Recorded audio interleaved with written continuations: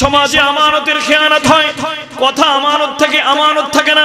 এক মুসলমান আরেক মুসলমানকে ভালোবেসে মাঝে মাঝে কথাবার্তা বলে, কাউকে ভালোবেসে কথাবার্তা বলে, পাশের ঘরের মহিলাকে আরেক ঘরের ভাবি ভালো জেনে কথাবার্তা বলে, একটা কথা তার সাথে শেয়ার করে, কিন্তু দেখা যায় কথাটা তার পেটের মধ্যে না রেখে ওই কথা দিয়ে সমাজের আরেকজনের মধ্যে বিচ্ছেদ ঘটায়, সমাজের মুসলমানদের মধ্যে বিভেদ ঘটায়, এক বাড়ির সাথে আরেক বাড়ির বিপদ ঘটায়, এক ফ্যামিলির সাথে এক পরিবারের সাথে আরেক পরিবারের বিশৃঙ্খলা সৃষ্টি করে, এক ভাইয়ের সাথে আরেক ভাইয়ের সাথে, এক বোনের সাথে আরেক বোনের সাথে।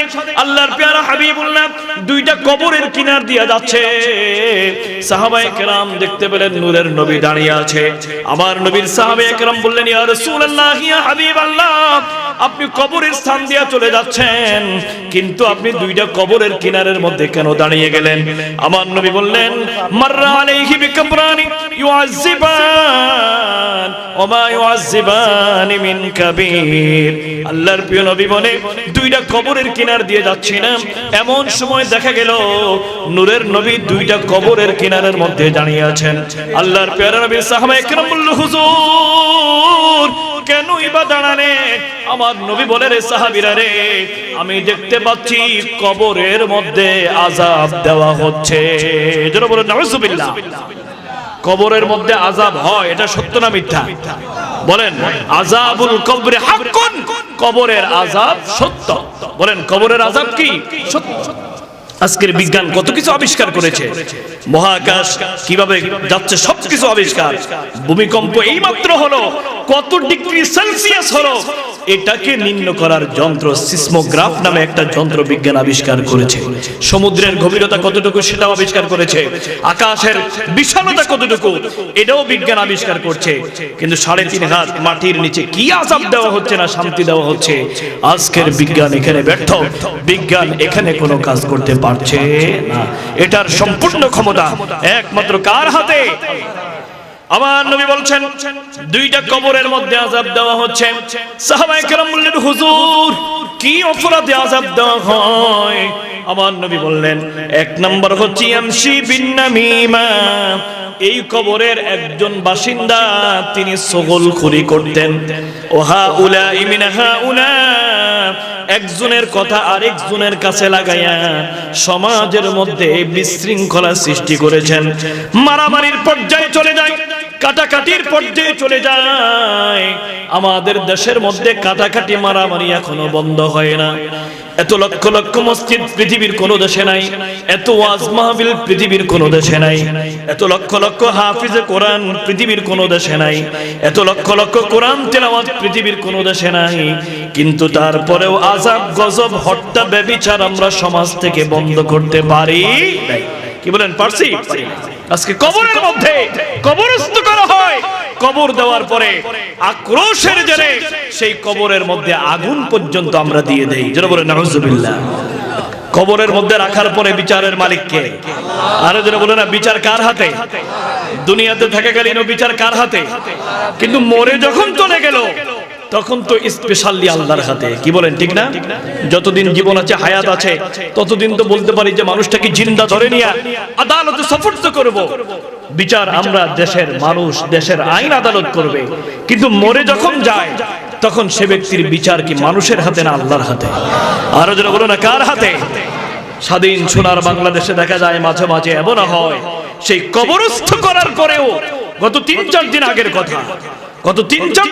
কথা, এক ভাইকে কবরে রাখা হলো।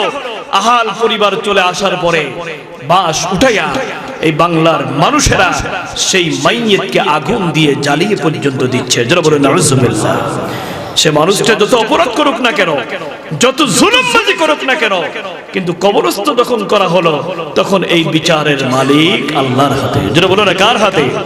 কিছুদিন আগে আমরা দেখেছি হাদি ভাই নামে এক ভাই, গত এই জুমার আগের জুমায় যিনি গুলিবিদ্ধ হয়েছে, গত এই জুমায় যার দাফনস্থ করা হলো। এভাবে বাংলাদেশে মাঝে মাঝে বিভিন্ন মুসলমানদেরকে অন্যায়ভাবে হত্যার শিকার আমাদের দেশের মধ্যে হয়। কি বলেন, হত্যা কি হয় না? হত্যা করা কি মুসলমানের কাজ? বলেন, এটা কি আল্লাহর বান্দাদের কাজ? এটা কি বান্দাদের পক্ষে শোভা পায় যে ব্যক্তি ইচ্ছাকৃত কোনো মানুষের গায়ে আঘাত করবে, মানুষকে হত্যা তো দূরে থাক, একটা মানুষের সম্মানহানি করবে, কথার মাধ্যমে একটা মানুষকে হত্যায় সহযোগিতা করবে। আল্লাহর প্রিয় নবী দুজাহানের বাদশা নবী বলেন, মান কতালা নাফসান বিইশারাতি কালিমা, আমার বান্দাদের মধ্যে আল্লাহ বলেন, আমার বান্দাদের মধ্যে, নবী আমার উম্মতের মধ্যে কোন উম্মত যদি একটি ইশারার মাধ্যমেও কোন মুসলমানের হত্যায় সহযোগিতা করে, অস্ত্র দিয়ে সহযোগিতা করে নাই, হাত দিয়ে সহযোগিতা করে নাই, শুধুমাত্র একটু ব্রেন দিয়া, সামান্য একটু ইশারা দিয়া, সামান্য একটু ইঙ্গিত দিয়া মুসলমান নিধনে, মুসলমান হত্যায় যদি কোনো ইশারা দেয়, এই সহযোগিতাও যদি কোনো বান্দা করে, কিয়ামতের ময়দানে আমি আল্লাহ তাআলা ওই বান্দার বিরুদ্ধে মামলা দায়ের করব। যারা বলেন নাউজুবিল্লাহ। 5 নম্বর 12 নম্বর পৃষ্ঠা আল্লাহ তাআলা বলেন, ও মাইয়াতুল মুমিনাম মুতাআম্মিদা ফাজাসাউহু জাহান্নাম খালিদান ফিহা ওয়া গাদিবাল্লাহু আলাইহি ওয়া লা'নাহু ওয়া আ'আদ্দা লাহু আযাবাম মুহিনা। যারা বলি সুবহানাল্লাহ। 5 নম্বর 12 নম্বর পৃষ্ঠা আল্লাহ তাআলা বলেন, যে ব্যক্তি কোন মুসলমানকে অন্যায়ভাবে হত্যা করে, ওমাইয়াতুল মুমিনাম মুতাআম্মিদা, ইচ্ছাকৃতভাবে, বলেন কিভাবে? ইচ্ছাকৃতভাবে, অনিচ্ছাকৃতভাবে নয়। একটা কারেন্টের তার আপনার ঘর থেকে পড়ে আছে, আপনি দেখেন নাই, অন্য কেউ এটাকে ধরে মরে গেল, এটা ইচ্ছাকৃত নয়। এটা কি ইচ্ছাকৃত নয়? আপনি গাড়ি চালাচ্ছেন, মানুষ হত্যা আপনার ইচ্ছা নয়, অন্য কোনো ভাবে একটু আঘাত খেয়ে একটা মানুষ মরে গেল, এটা এমন নয়। আমার আল্লাহ বলে, যে ব্যক্তি ইচ্ছাকৃতভাবে কোনো মুমিনকে হত্যা করে, তার জন্য কঠিন শাস্তি। 1 নম্বর আল্লাহ বলে, ফাজাসাউহু জাহান্নাম, তার প্রতিদান হচ্ছে জাহান্নামের মধ্যে। চিৎকার দিয়ে বলেন নাউজুবিল্লাহ। জাহান্নাম বললে আল্লাহ তাআলা পারতেন, এখানের মধ্যে শেষ করেন নাই। এরপরে আল্লাহ তাআলা সামনে আরো বলেন, অগদিবাল্লাহ, তার উপরে আল্লাহর গজব, ওয়া লা'নাহু, তার উপরে আমি আল্লাহ তাআলার লানাত কিয়ামত পর্যন্ত চলতে থাকে। চিৎকার দিয়ে বলেন নাউজুবিল্লাহ।